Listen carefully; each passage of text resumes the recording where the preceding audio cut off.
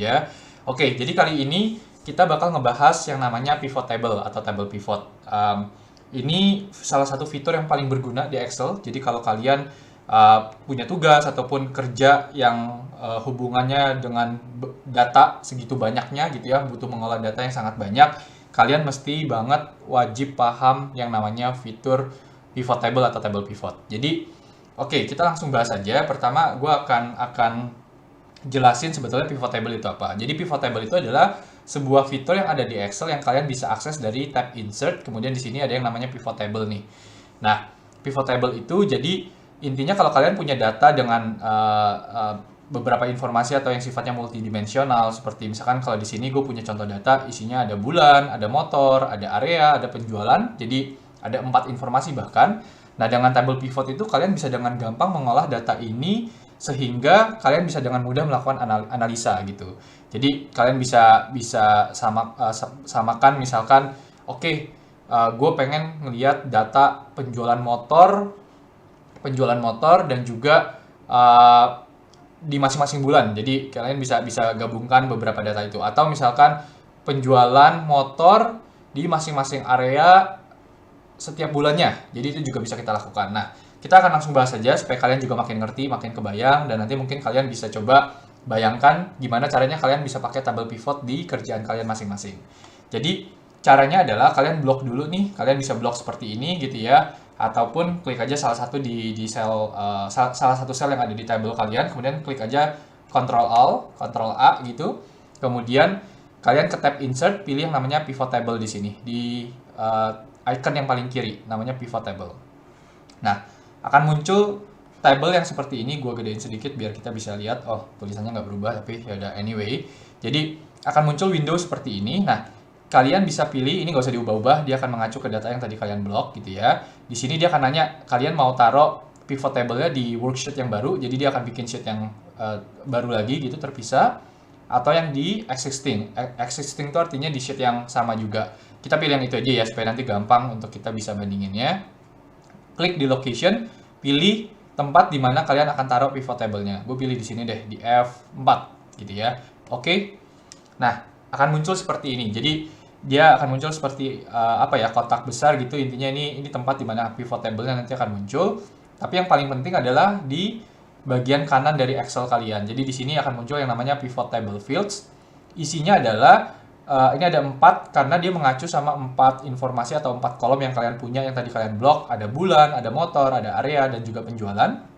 Kemudian satu lagi yang mau gue bahas adalah di bawahnya ada 4 bagian nih. Ada yang namanya filter. Jadi nanti di pivot table kalian bisa ngasih filter gitu ya. Misalkan kalian cuma mau ngecek penjualan di bulan tertentu atau untuk merek motor tertentu, itu bisa.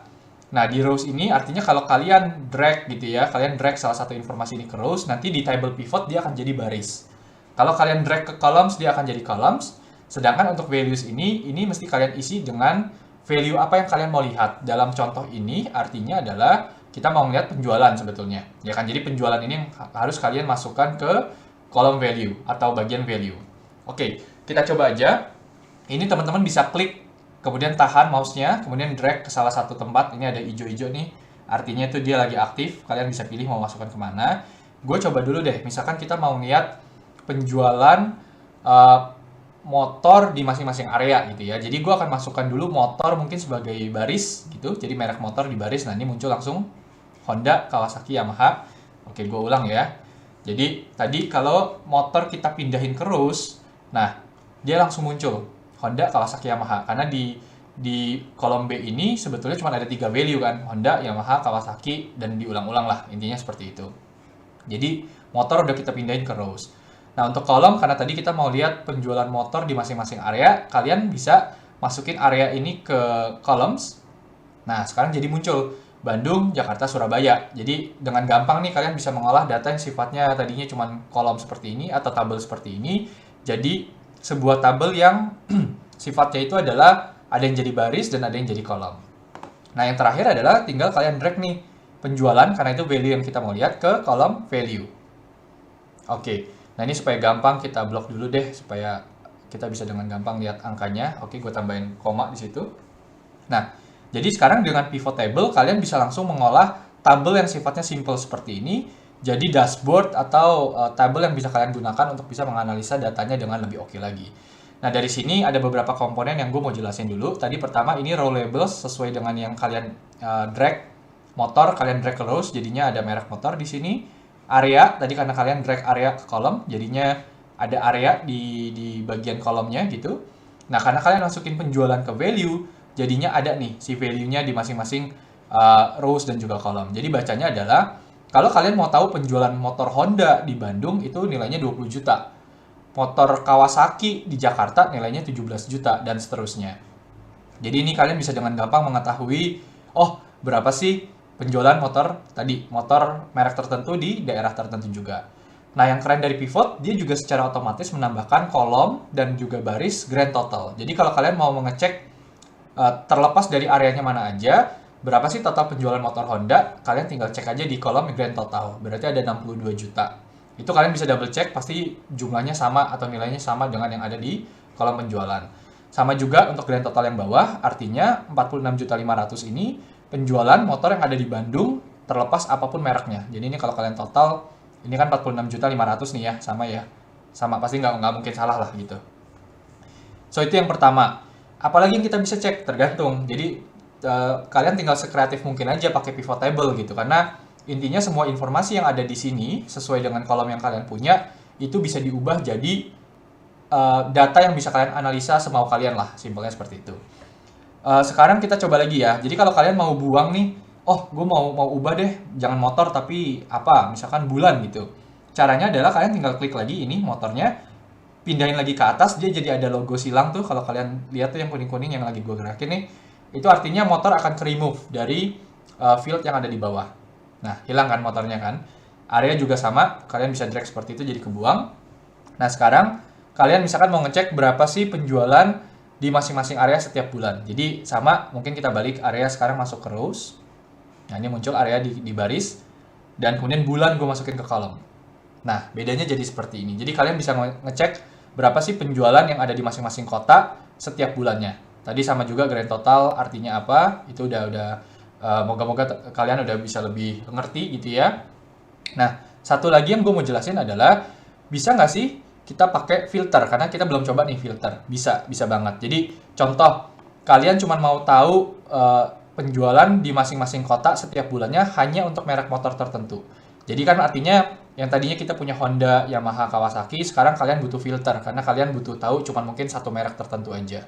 Nah, motor ini kalian drag ke kolom filter atau bagian filter. Nanti akan muncul nih di atas kayak gini.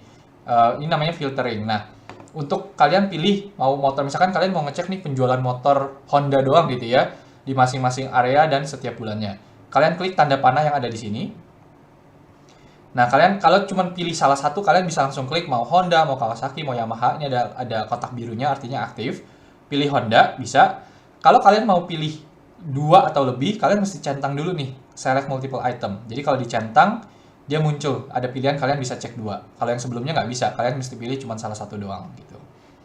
Jadi gue centang aja supaya kita bisa dengan gampang pilih Honda doang deh misalkan gitu ya. Jadi Hondanya udah kecentang, Kawasaki enggak, Yamaha enggak, kalian klik OK.